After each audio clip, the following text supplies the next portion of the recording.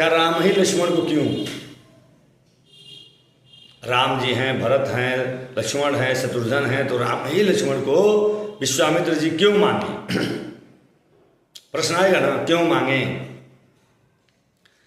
तो जब चारों भाई आए हैं, प्रणाम किए हैं, तो चारों भाई प्रणाम करके आसन पे बैठे हैं, तो राम जी प्रणाम करके बैठ गए हैं और भरत जी प्रणाम करके उनके सामने बैठ गए हैं।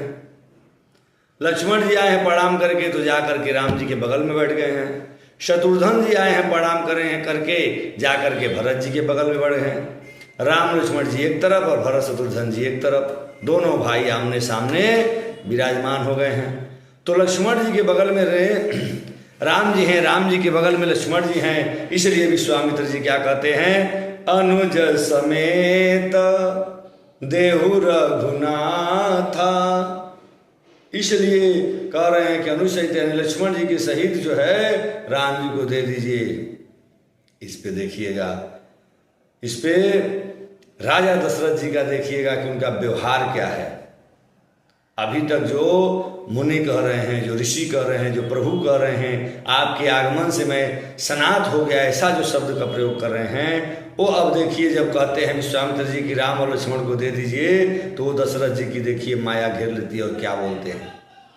चौपाई कहती है, चौथे पन पायहु सुतचारी, अब विप्र वचन नहीं कहु विचारी।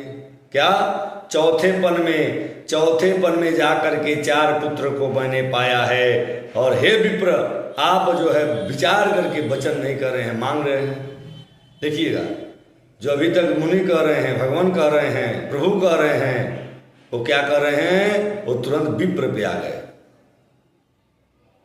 यह होता है माया, यह होता है मोह अपने पुत्र के प्रति, अपने स्त्री के प्रति।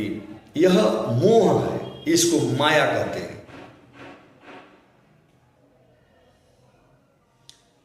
मांगहु भूमि धेनु धन कोसा, सर्वस देहु जायु आजू सहरोसा। आप हमसे मांग लीजिए, भूमि मांग लीजिए, धेनु मांग लीजिए, यहाँ तक कि हमारा राजकोष में जो धन है वो धन कोष मांग लीजिए, मैं देर नहीं करूँगा, तुरंत दे दूंगा।